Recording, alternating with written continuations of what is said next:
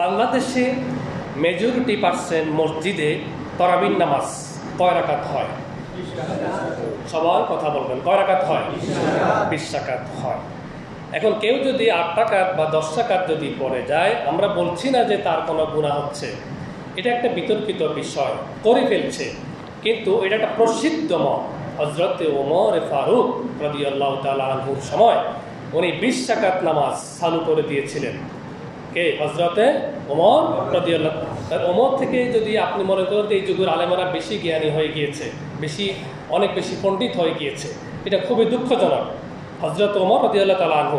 এখন আমার কথা হচ্ছে যে আমরা আপনাদেরকে গুনাহ হচ্ছে, কেউ যদি তারাবির নামাজ যদি নাও পড়ে, আমরা তাকে বলবো না যে সে গুনাহগার হয়ে গিয়েছে, গুনাহগার বলা যাবে না, বা তার রোজার কোনো ক্ষতি হচ্ছে এটাও বলা যাবে না।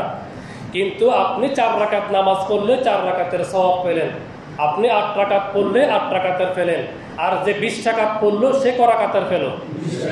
বলুন না, ক রাকাত পেল? আপনি তো এতটুকু আপনার বোঝা উচিত। আপনি একজন আমলোক হয়ে কিভাবে আরেকজন আমলোককে আপনি ওয়াজ করি বলে বোঝাচ্ছেন, দুঃখজনক।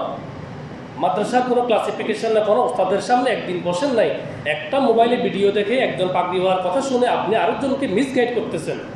কিন্তু ইবাদত তো মানুষ এমনিতেই করে না, কিন্তু এখন ইবাদতকে আরও কমিয়ে ফেলতেছে। মানুষ তো মসজিদে এমনিতে আসে না, যেও আসে বলে সুন্নত লাগবে না, কিছুই লাগবে না। ইয়া আল্লাহ। এখন আমার কথা হচ্ছে যে ব্যক্তি 20 রাকাত পড়বে সে 20 রাকাতের সওয়াব পাবে, আর যে 4 রাকাত পড়বে সে ক রাকাত পাবে? আমরা এটা বলি যে যদি সে 4 রাকাত পড়ে চলে যায় অসুবিধা নাই, আমরা বলছি না যে তোমার রোজা হবে না, তোমার গুনাহ হচ্ছে, এই ফতোয়া কোনো ওলামায়ে কেরাম দিচ্ছে না। সুতরাং রমাদান মাস হচ্ছে এটা ইবাদতের মাস। আমরা যতটুকু সম্ভব চেষ্টা করব ইবাদত করতে, ইনশাআল্লাহ। বলুন সকালে, বলুন না ইনশাআল্লাহ। এটা হচ্ছে মূল কথা। একটা হাদিস শুনুন, রাসূল পাক সাল্লাল্লাহু আলাইহি ওয়াসাল্লাম কি বলছেন? ইমামের সঙ্গে যে ব্যক্তি শেষ পর্যন্ত থাকে, ভালো করে শুনুন, যে ব্যক্তি ইমামের সঙ্গে শেষ পর্যন্ত থাকে, ইন্না রাজুলা ইযা সাল্লা মা'আল ইমাম হাত্তা ইয়ানসারিফা কুতিবা লাহু কিয়ামুল লাইল, মান কামা মা'আল ইমাম হাত্তা ইয়ানসারিফা কুতিবা লাহু কিয়ামুল লাইল।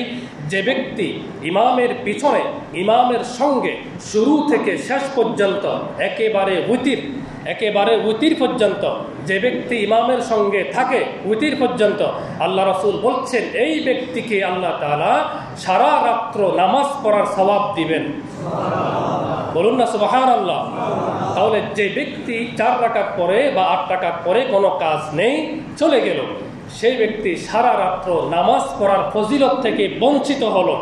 তাহলে আমরা রমাদান মাসকে আমরা কাজে লাগাবো ইবাদতে। বলুন না ইনশাআল্লাহ, আমরা ইবাদতে কাজে লাগাবো। যদি আপনি এখন এই মুহূর্তে যদি একটা নামাজও যদি না পড়েন, আপনাকে কেউ কিছু বলবে না। যদি আপনি একটা রোজা যদি না রাখেন, আপনাকে এই সমাজ কিছু বলবে না। কিন্তু এই রমাদান মাস আল্লাহ তাআলা দিয়েছেন আল্লাহর সন্তুষ্টি অর্জন করার জন্যে। আমরা যেইভাবে পারি নেকামলের পরিমাণকে বাড়িয়ে দিব এবং আল্লাহর সন্তুষ্টি অর্জন করার চেষ্টা করব। বলুন ইনশাআল্লাহ, বলুন না ইনশাআল্লাহ। আল্লাহ তাআলা আমাদের সবাইকে ইমামের সাথে সালাতুল উতির পর্যন্ত 20 রাকাত নামাজ যেখানে পড়ি আদায় করা ধৈর্যের সাথে তৌফিক দান করুন।